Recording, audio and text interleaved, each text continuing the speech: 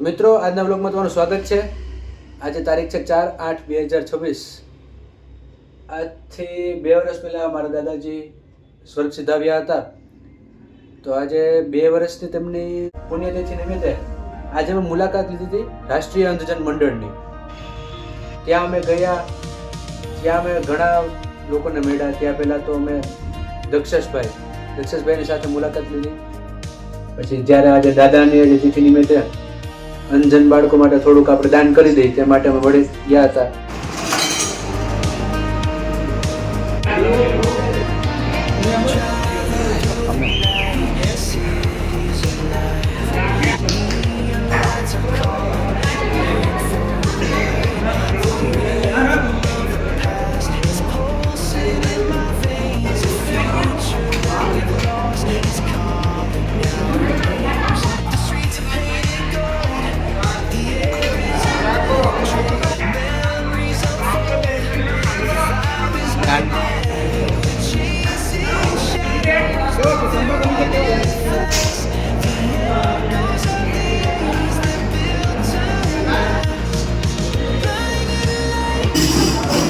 દક્ષેશભાઈ સાથે મુલાકાત લીધી, ત્યારે તેમણે પૂછપરછ કરી. તો મિત્રો અત્યારે અમે આવ્યા છીએ રાષ્ટ્રીય અંધજન મંડળ જુનાગઢની અંદર. તો અત્યારે અમે દક્ષેશભાઈને મળીએ છીએ. હેલો, બસ મજામાં. તો દક્ષેશભાઈ, તમને અત્યારે એટલું પૂછવું હતું કે આપણે આ સંસ્થા આપણે કેટલા સમયથી ચાલુ કરી? સંસ્થા તમે માનો ને કે 1980 થી એસ્ટાબ્લિશ થઈ હતી અને શરૂઆતમાં જે ડોક્ટર નાણાવટી સાહેબ હતા MG રોડ ઉપર એના હોસ્પિટલના એક મકાનમાં સ્ટાર્ટ કરી હતી અને ધેન આફ્ટર ત્યાંથી પછી અમને વિવેકાનંદ સ્કૂલમાં એક રૂમ આપવામાં આવ્યો હતો. એમાં સંસ્થા થોડી એસ્ટાબ્લિશ થઈ હતી.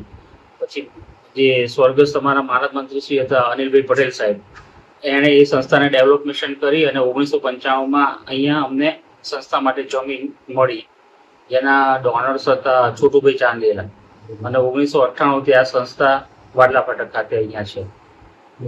અને અમારા જે ફાઉન્ડર હતા સ્વર્ગસ્થ માનદ મંત્રી શ્રી અનિલભાઈ પટેલ 1982 થી 2050 સુધી, અને 2050માં એમની ડેથ થઈ. પછી અમારા સેક્રેટરી તરીકે આશીષભાઈ માકડ, જે પોતે પણ બ્લાઇન્ડ છે અને એક ચાર્ટર્ડ એકાઉન્ટન્ટ.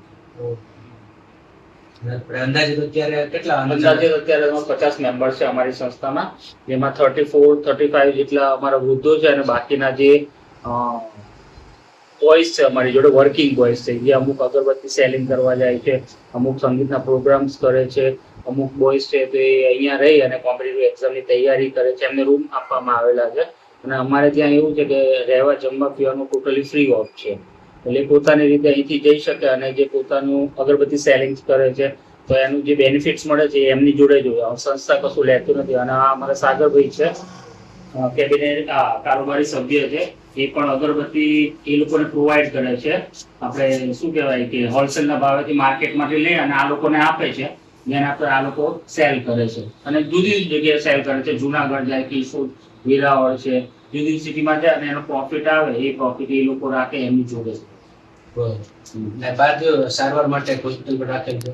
હા, એટલે એ હોસ્પિટલ ટાઈપ છે અમારે.